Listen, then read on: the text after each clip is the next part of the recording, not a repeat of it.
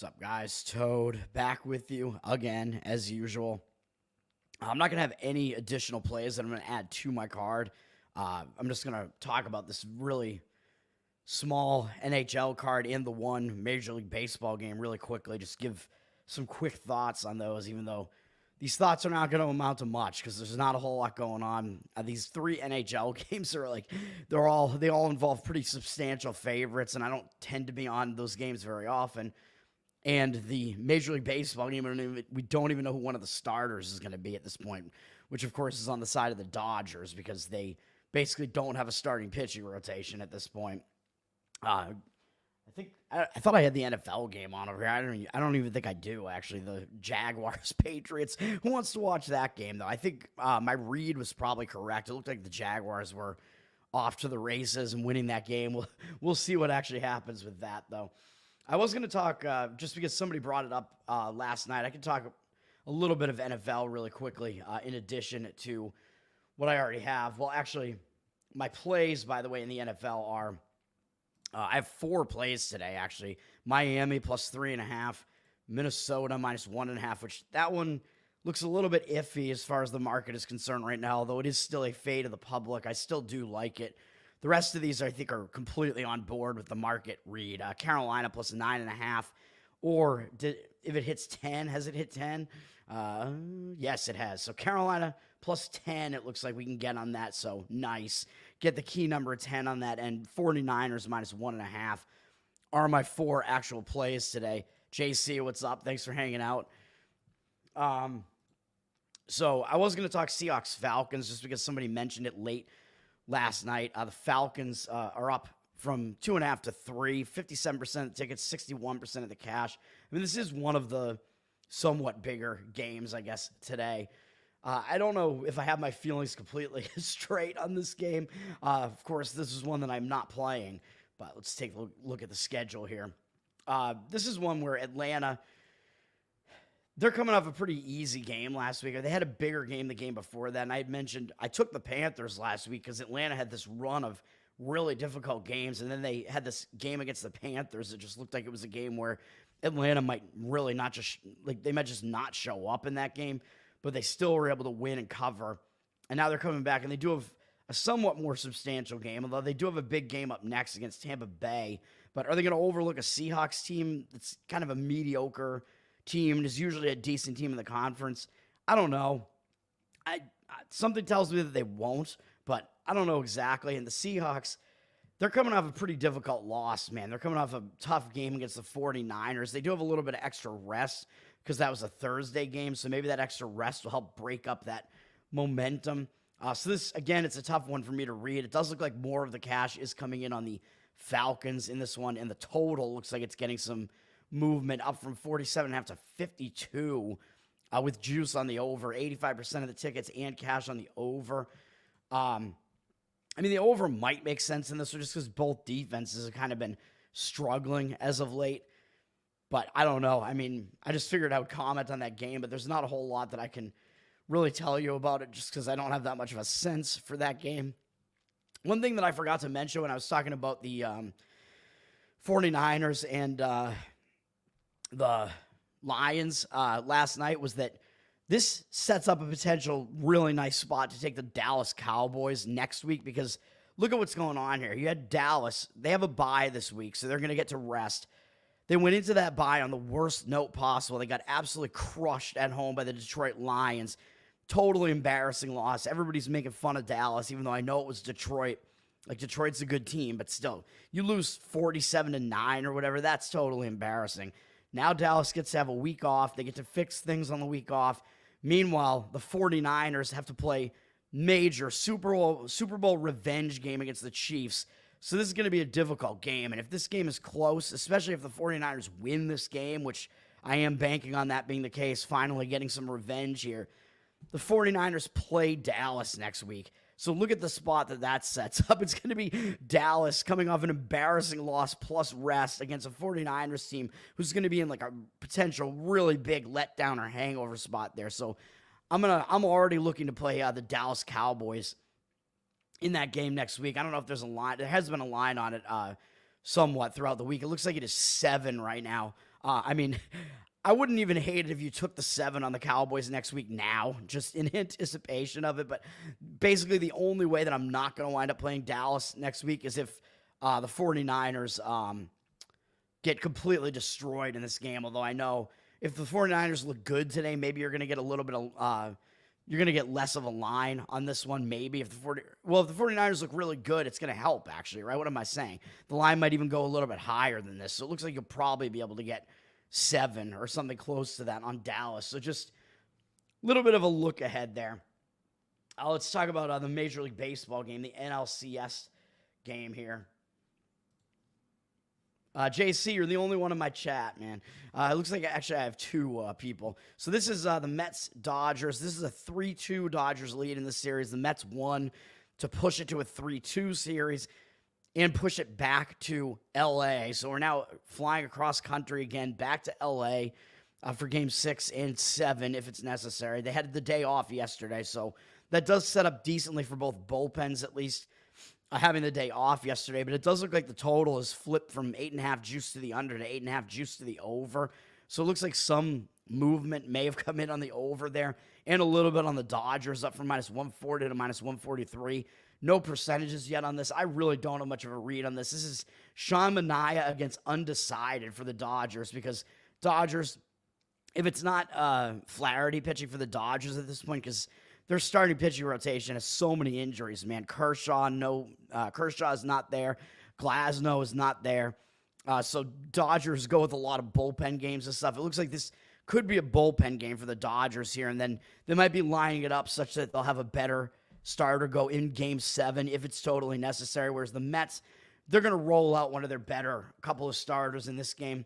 It's debatable, actually, that Manaea could actually be their best starter at this point, even though I know they've been rolling out Severino as their top starter. But Manaea, not bad, obviously. Had a good season, 3.47 ERA, 1.08 whip on the season.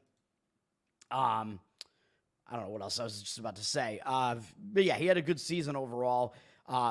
Pitched pretty decently down the stretch, had a good strikeout walk ratio in the last couple of months.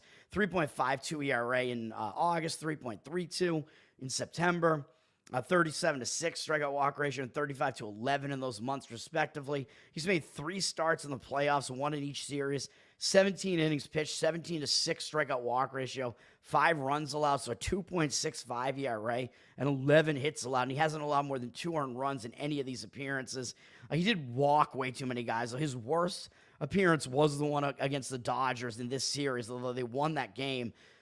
He only went 5 innings. He did only allow 2 hits in that game and strike out 7, so that's all good. And 2 earned runs, 1 unearned run in that game, but he walked 4 guys, so he's got to keep that walk issue under control, man. He's got slight amount of control issues still, which has been a thing throughout his career. And against the Dodgers, his numbers are, I would say, mediocre at best. In 158 at-bats, 37-15 strikeout walk ratio, 266 batting average allowed isn't too bad, but an 823 OPS, a little bit on the higher side, and the power hitting is kind of spread out across some of the Dodgers hitters.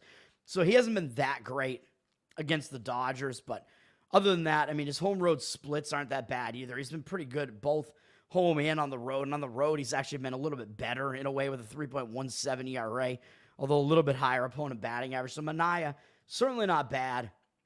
And we don't know what we're going to get out of the Dodgers with a bullpen game here, or who's even going to be their opener here. But they do have rest, so that should help as far as a bullpen game is concerned. I think the Dodgers do actually have the better bullpen, and they have the better hitting. And it's debatable whether or not the Dodgers are at that much of a disadvantage in this starting pitching matchup here with Manaea against whoever the opener is. So my slight lean would be to the Dodgers again in this one, but that is, I mean, there's no way it's going to be a play for me. And as far as the over-under is concerned, I just don't even know, man. I mean, I don't know if I would agree with the flip to the over in this one, although we've seen a lot of higher-scoring games in both of these championship series, but I don't know if I would want that in this one because Manaea really isn't that bad, even though his stats against the Dodgers aren't great. He's been pitching well enough, and the Dodgers bullpen game might not be that horrible. So I don't know. Slight lean maybe to the under in that one. Stronger lean to the Dodgers side, but I'm not gonna get involved in that at all. And then hockey, we got 3 games here with Pittsburgh at Winnipeg. Winnipeg, pretty big favorite there. I really don't have much of a read on this at all. It's still an undefeated Winnipeg team who looks really good to start the season. Colorado's a giant favorite in what appears to be a huge mismatch at San Jose. Colorado finally won their first game of the season. They have been really underperforming, especially on the defensive side of things. But now that they've won a game, I expect them to, because they have that monkey off their back, I expect them to be playing better, and they should be able to beat a really bad San Jose team, who might be the worst team in all of the NHL, but we will see. And then the game that is the most interesting is Los Angeles against Anaheim. Kings against Ducks. Kings are a big road favorite, but down from -180 to -174. 68% of the tickets. They do have 91% of the cash, which is interesting to me. If the market was indicating more on the Anaheim side, I might actually make a play on Anaheim here. If I had any lean in hockey, it would be on this game towards the Anaheim side. And at least you are fading the public, but it does look like there is cash coming in on the Kings side more so. So I don't know about that. But look at the Kings schedule so far, man. They have not played a home game yet, and they've been on the road this whole time. They went out to the East and played Buffalo, Boston, Ottawa, Toronto, Montreal, up into Canada, Eastern Canada. Now they have 2 days off, but they're flying all the way back to the LA area. So even though this is a road game against Anaheim, I actually see this as potentially kind of like a return home type of spot, because what do you think LA is going to do if they're playing a game at Anaheim and they have a couple days off here? Anaheim's only 30 minutes down the road basically from LA, and a ton of them probably live in this area as well. So do you think the Kings players might be like returning home and doing some stuff at home now that they're back in the area? I would have to imagine they are. So I think this could be a distracted type of spot for LA, man, even though it's technically a road game.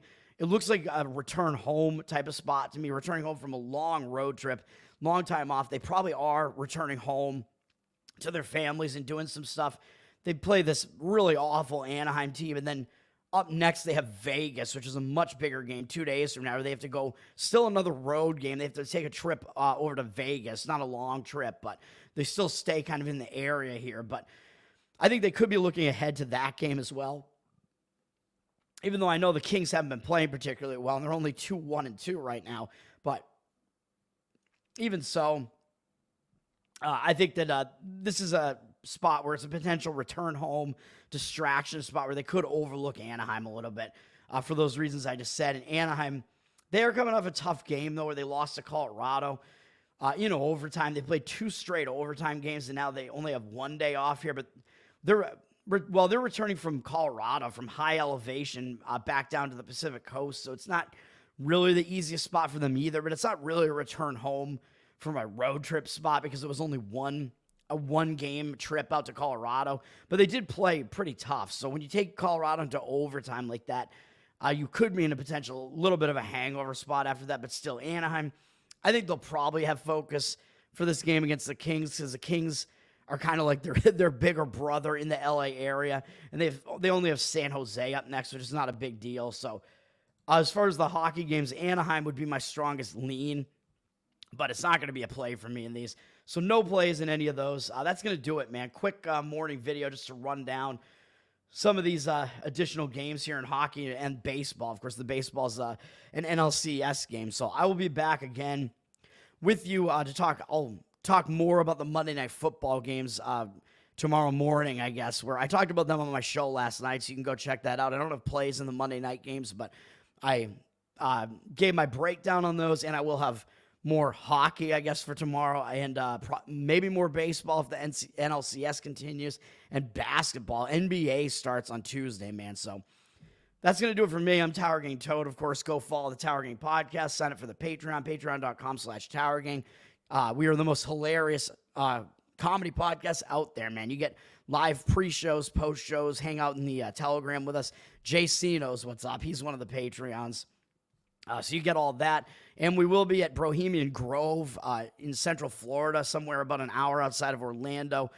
Friday, Saturday is the event. It's going to be comedy podcast, conspiracy podcast, a live stand-up comedy event at the end of the last night on Saturday. So go join us for that if you can. And that's going to do it for me, man. Have a good day. Let's enjoy the NFL slate. Let's get some wins one more time. My plays, Miami plus 3.5. Minnesota minus 1.5.